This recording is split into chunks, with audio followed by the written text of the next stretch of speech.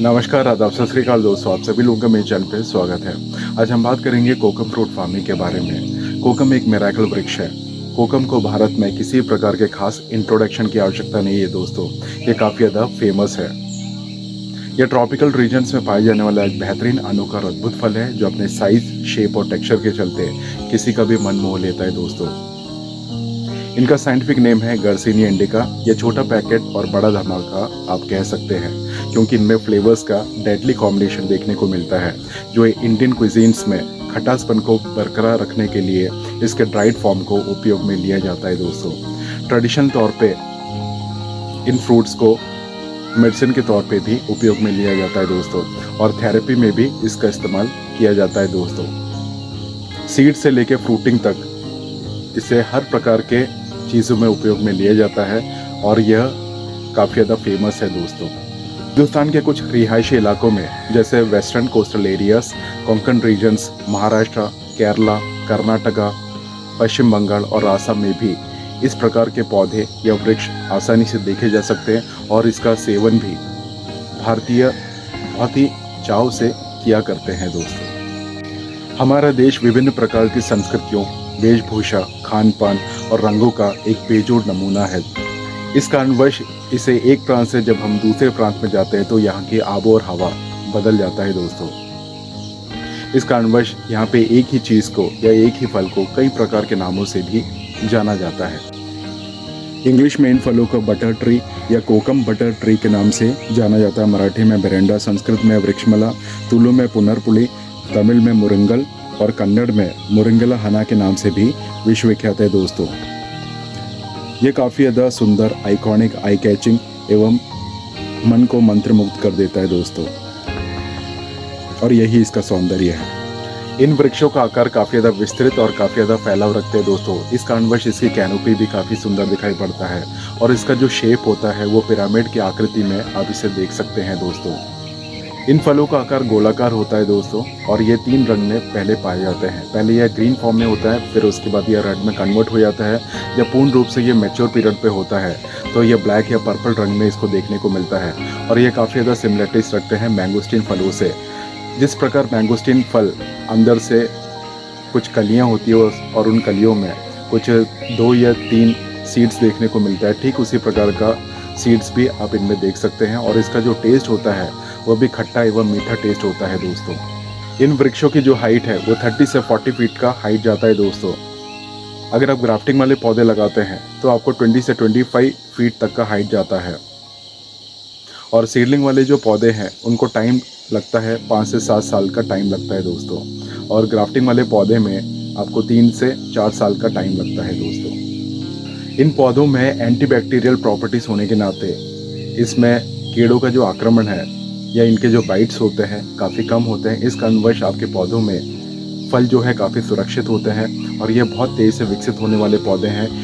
इनके फ्रूट्स की जो त्वचा है उसको पहले सूखा लिया जाता है। सूखने के पश्चात इसे इंडियन क्विजीन्स में या साउथ जोन में जो फिश करीज होती है उसमें कोडमपुली का इस्तेमाल किया जाता है, यानी कि इमली बोलते हैं और उसके इमली के कंपैरिजन में आप इस प्रकार के पीसेस को भी उपयोग में ले सकते हैं जो काफ़ी ज़्यादा जायकेदार होता है, जो आपके मन को भा जाता है दोस्तों। गुजराती दालों में भी इसका इस्तेमाल में लिया जाता है दोस्तों और इससे स्क्वैश भी तैयार किया जाता है, इससे जूस तैयार किया जाता है। जो जूस का जो रंग होता है वो रेड प्लस पर्पल रंग का होता है और काफ़ी ज़्यादा मीठा एवं खट्टापन दोनों मिलता है जो भारतीयों को काफ़ी ज़्यादा पसंद आता है और यह काफ़ी ज़्यादा फेमस है दोस्तों।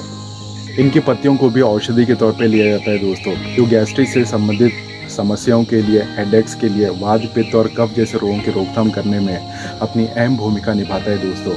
अगर आप इसका ओवरऑल परफॉर्मेंस देखते हैं तो सीड से लेकर फ्रूटिंग तक जिस भी प्रकार के परेशानियाँ हैं उन सभी से हमें निजात मिल सकता है दोस्तों कोकम से।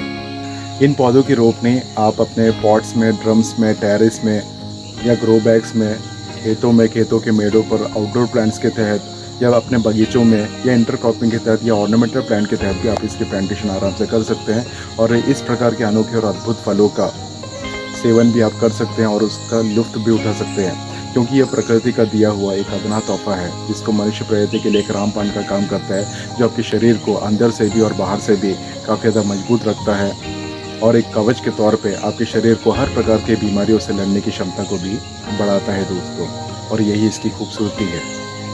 हिंदुस्तान की सरजमीन पे ईश्वर के द्वारा दिया हुआ एक अदना तोहफा होने के नाते हिंदुस्तान की हर प्रकार की मिट्टी और क्लाइमेट में लगने की क्षमता रखता है दोस्तों। जल भरावनी जल रिसाव वाली मिट्टी होनी चाहिए। दलदली वाले क्षेत्रों में या जहाँ पर भी बर्फ पड़ती हो उस प्रकार के इलाकों में इस प्रकार के पौधों के रोपण करना असंभव सा प्रतीत होता है दोस्तों। यह अधिकतर नदी के किनारे या कोस्टल रीजन्स में ये इस प्रकार के वृक्ष देखने को मिल जाते हैं दोस्तों। इन्हें आप प्लेन वाले इलाकों में, सीढ़ीनुमा वाले क्षेत्रों में या पहाड़ी वाले क्षेत्रों में भी आप आसानी से रोपण कर सकते हैं। और ये बहुत तेज़ी से विकसित होने वाले पौधे हैं। जहाँ पर भी सूरज की रोशनी आती है वहाँ पर ही इसका प्लांटेशन कीजिएगा, जिससे कि आपके जो पौधे हैं वो बहुत तेज़ी से डेवलप होते हैं और इसमें फ्रूटिंग और फ्लावरिंग दोनों देखने को मिल जाता है दोस्तों, जिसको आप आगे चल के मार्केट में बेच के एक अच्छा सोर्स ऑफ इनकम भी आप जनरेट कर सकते हैं दोस्तों कोकम की कृषि से। पौधे कहाँ से ले, तो मैं आप सभी को बता देना चाहता हूँ दोस्तों, पौधे आप मुझसे भी कलेक्ट कर सकते हैं। अगर आप सीडलिंग वाले पौधे लेते हैं तो आपको 5 से 7 साल का टाइम देना होता है। अगर आप ग्राफ्टिंग वाले पौधे लेते हैं तो आपको 3 साल के अंतराल में ही इनमें फ्लावरिंग देखने को मिल जाता है दोस्तों। हाउ टू ग्रो, 1 एकड़ की ज़मीन पे 20 बाई 20 के हिसाब से आप 100 पौधे लगा सकते हैं। अगर आप इसे हाई डेंसिटी फॉर्म में लगाना चाहते हैं तो 15 बाई 15 के हिसाब से 200 से 250 पौधे आराम से बिठा सकते हैं 1 एकड़ की ज़मीन पे। तो आप डिस्टेंस मेंटेन करके आप इसके रोपने आराम से कर सकते हैं। और इनकी जो हाइट है वो 20 से 25 फुट का हाइट जाता है अगर आप ग्राफ्टिंग वाले पौधे लगाते हैं तो।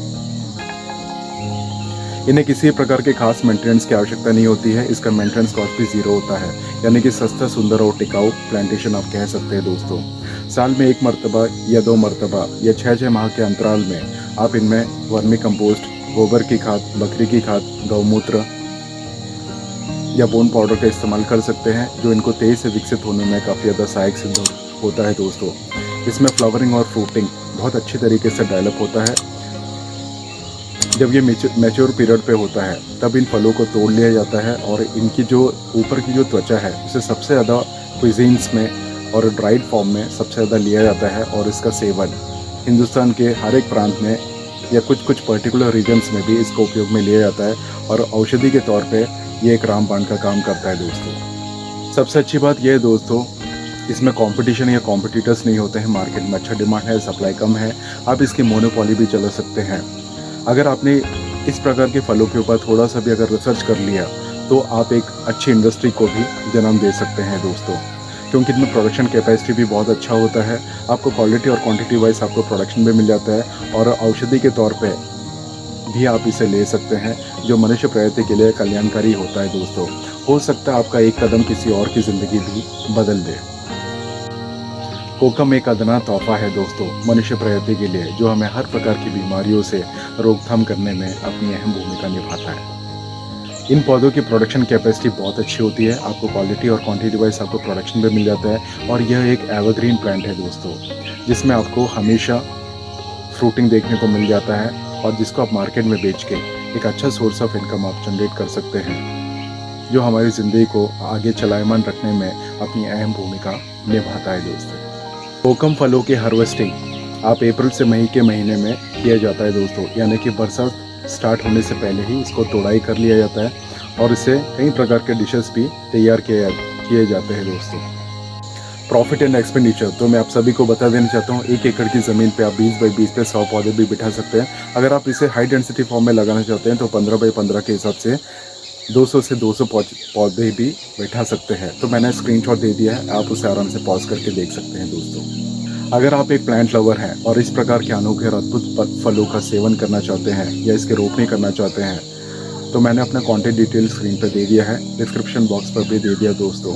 गर्मियों का समय है, आप अपने छतों में, पॉट्स में, ड्रम्स में पानी ज़रूर भर के रखिएगा दोस्तों, जो कि बेजुबान जानवरों के लिए काफ़ी ज़्यादा लाभदायक सिद्ध होता है। तो मेरे चैनल को लाइक करें, शेयर करें, सब्सक्राइब करें, खुश रहें, आबाद रहें, यही दुआ करता हूँ दिल से। जय हिंद, जय भारत।